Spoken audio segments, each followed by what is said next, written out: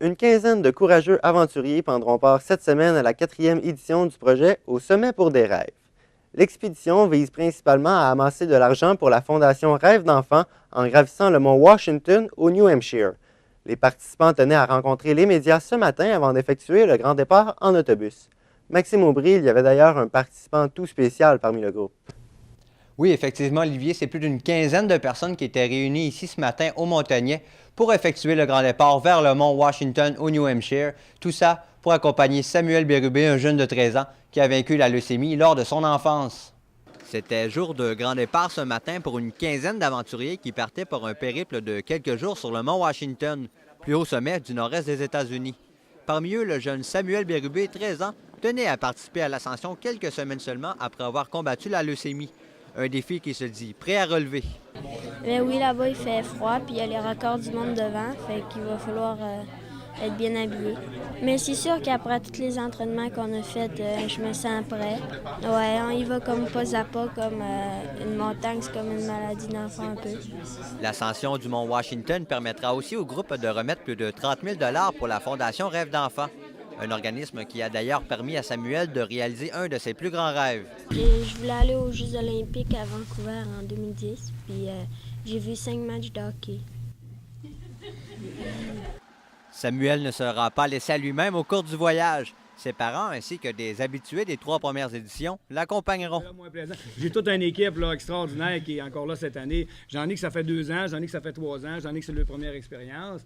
Mais c'est tous des gens de cœur. Le groupe d'aventuriers espère réussir l'exploit en 4 jours.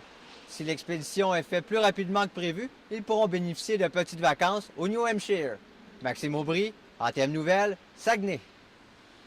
L'ex-chef du Bloc québécois Gilles Duceppe aurait suivi les règles quant à la rémunération de son directeur général à même le budget parlementaire. De nouveaux éléments recueillis par le journal Le Devoir prouveraient l'innocence de M. Duceppe. Sophie Turbide, les budgets de la Chambre des communes peuvent donc être utilisés à des fins partisanes? Eh bien, Olivier, selon la porte-parole de la Chambre des communes, Heather Bradley, l'utilisation des fonds parlementaires est laissée à la discrétion des chefs des partis. Il y a également des documents à la Chambre des communes qui précisent en fait que les budgets peuvent servir au financement d'activités partisanes, comme M. Duceppe est accusé en fait de l'avoir fait.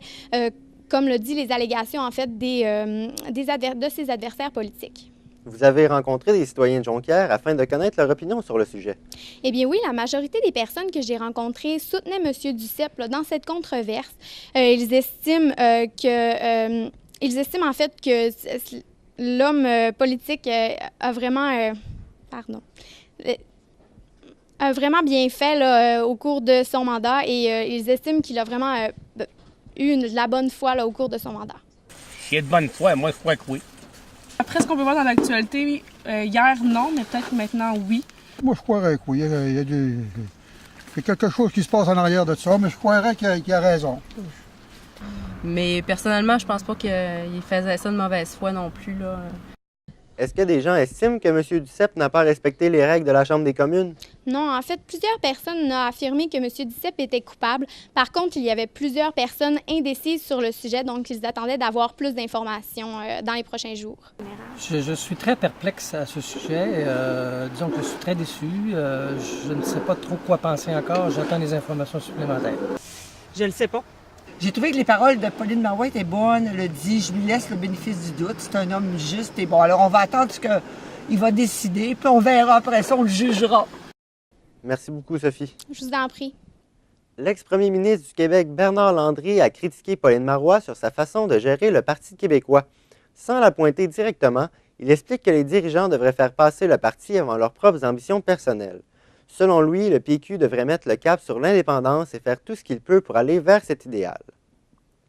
Depuis 5 jours, un groupe d'Autochtones cris bloque le chantier de prolongement de la route 167 à Chibougamau. Ces derniers estiment que leur entreprise de construction aurait dû obtenir une partie des contrats du prolongement. Cependant, leur tribu, leur député péquiste Luc Ferland et le gouvernement Charest ne comptent faire quoi que ce soit pour eux. Le service externe de main-d'œuvre du Saguenay lançait officiellement ce matin son nouveau programme d'aide aux immigrants, appelé Saguenay Terre d'accueil. L'organisation offrira des services personnalisés pour que les immigrants soient intégrés dès leur arrivée. Caroline Dionne, en quoi ce nouveau programme aidera-t-il les personnes immigrantes au Saguenay? Eh bien, ce programme aidera parce que depuis quelques temps, depuis 2009 en fait, il n'y avait plus de programme comme ça en place et les immigrants étaient un peu laissés à eux-mêmes. Mais maintenant, il y a une équipe d'intervenants et des bénévoles qui vont travailler pour aider les immigrants à se trouver des logements, à s'installer en région et à faire des inscriptions dans les écoles, par exemple. On offre aussi un soutien moral et puis les services font un suivi pour voir si l'adaptation va bien. Donc, sur ce, la directrice générale nous expliquait pourquoi c'est nécessaire un tel programme à Saguenay. Ils ont besoin d'avoir un accompagnement lorsqu'ils arrivent, même si on a l'intention et une motivation profonde de s'installer dans une nouvelle région. Nécessairement, il y a des choses qu'on finit par oublier. Quels sont les objectifs que le service tend à poursuivre? L'objectif est vraiment d'attirer le plus de monde possible, de faire un premier contact donc avec les immigrants, ensuite de présenter la vie à Saguenay. Et puis, il y a du recrutement qui est fait en partenariat avec une agente de liaison qui est, elle, à Montréal. Pour la première année, donc cette année, on souhaiterait rejoindre 90 personnes, mais ils s'attendent à établir 65 immigrants dans la région. Et en quoi le programme sera-t-il également bénéfique pour le Saguenay? Eh bien, d'abord, il y a un jumelage qui est fait des immigrants avec une famille québécoise. Et puis, un des agents d'accueil m'a assuré sur ce point que c'était vraiment donnant-donnant pour les régions. Les familles auront tant à apprendre du domaine culturel et l'immigrant aussi pourra, à travers cette famille, s'intégrer dans sa nouvelle terre d'accueil. Donc, je pense que sur le plan culturel, c'est quelque chose qui est vraiment bien à voir et ça peut favoriser vraiment l'immigration ici au Saguenay. Merci Caroline. Eh bien, merci beaucoup. Au revoir. Voilà, c'était vos nouvelles du 24 janvier. Merci à toute l'équipe qui a travaillé sur ce web journal et merci à vous d'avoir été des nôtres. On se donne rendez-vous demain pour un autre web journal.